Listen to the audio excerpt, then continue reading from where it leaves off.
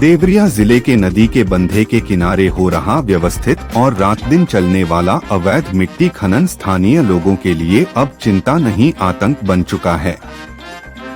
ग्रामीणों का आरोप है कि जेसीबी मशीनों और ट्रैक्टर ट्रॉलियों से अंधेरे में की जा रही खनन वाली हरकतों ने बंधे की मजबूती ही खोखली कर दी है। स्थानीय लोगों ने कहा है कि शिकायतें दर्ज कराने के बाद भी प्रशासन और राजस्व पदाधिकारियों ने जानबूझकर आंखें मूंद रखी हैं। प्रशासन की यह उदासीनता और भ्रष्टाचार सी स्थिति खनन माफियाओं के हौसले को बढ़ा रही है और बंधे को बचाने का नाम मात्र का कोई कदम नहीं दिख रहा। इस अवैध खनन से न सिर्फ पर्यावरण और स्थानीय सुरक्षा खतरे में है, बल्कि सरकारी राजस्व की चोरी भी हो रही है, एक संगठित लूट की तरह जिसे अफसरों की चुप्पी सहला रही है।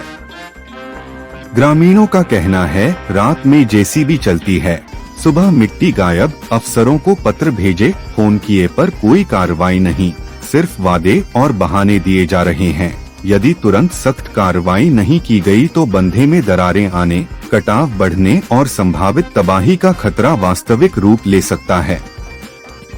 ऐसे में जिलाधिकारी और राजस्व प्रशासन पर सवाल खड़े हो रहे हैं कि वे किसके पक्ष में खड़े हैं। ग्रामीणों ने मांग की है कि अवैध खनन रोकने के लिए जेसीबी और ट्रैक्टर ट्रॉलियों की गतियों पर नजर रखने के लिए त्वरित छापेमारी की जाए।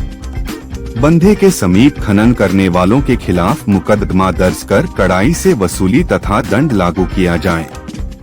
अगर हालात ऐसे ही रहे तो मुआवजा व मरम्मत की दुश्वारियों के साथ साथ लोगों की जान और संपत्ति पर भी बड़ा खतरा मंडराएगा।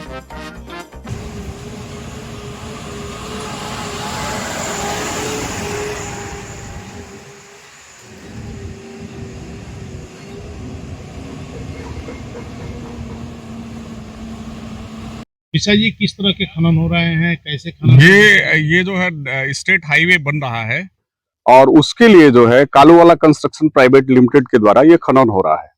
खनन का आदेश इन लोगों ने कहा कि 3 फुट 3 इंच का ही है, 1 मीटर का, और ये खनन कर रहे हैं 8-8, 10-10 फीट।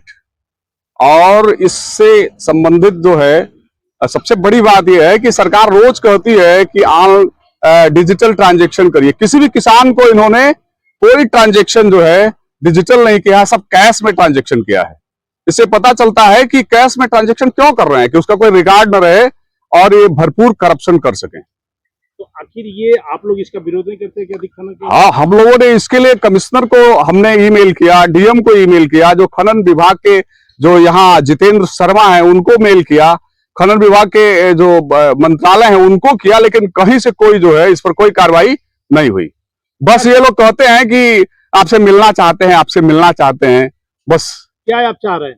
हम चाह रहे हैं कि अवैध खनन रुके। ये हमारा गांव पूरा जो है बह जाएगा अगर ये इस तरह से। यहाँ तो कम है, उधर 10-10, 12-12 फुट खनन हुआ है। अगर वहां पानी का लोड बाढ़ के समय बढ़ा तो ये पूरा बांध टूट जाएगा, तटबंध, और गांव बीच से आधा फट जाएगा। की बात आ रही है, अवैध खनन हुआ धरवे से, इस पे क्या संज्ञान में है, क्या कार्रवाई हो रही है?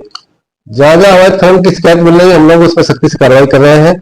अभी जुगना क्षेत्र में हम लोगों ने भटनी थाना क्षेत्र में हम लोगों ने एक पोकलैंड सीज की है और थाने के सुपुर्द में दे दी गई है।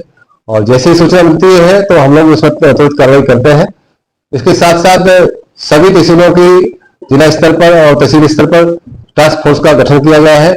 सभी एसडीएम, सीओ और संबंधित माइनिंग के जो इंस्पेक्टर या अधिकारी हैं उनके संयुक्त टीम के माध्यम से इसकी जांच कराई जा रही है। जहां भी अवैध खनन होगा वहां सख्ती से कार्रवाई की जाएगी और सीजर की कार्रवाई की जाएगी। सर, बनकटा मिश्र के मामले हैं, बनकटा मिश्र धरले से हो रहे हैं, उसमें क्या कार्रवाई हुई? बनकटा मिश्र का जो हमें सूचना मिली है उसके हिसाब से बनकटा मिश्र वाला ही व्यक्ति बाद में अवैध खनन करता हुआ पाया गया था जुगना डिस्ट्रिक्ट में।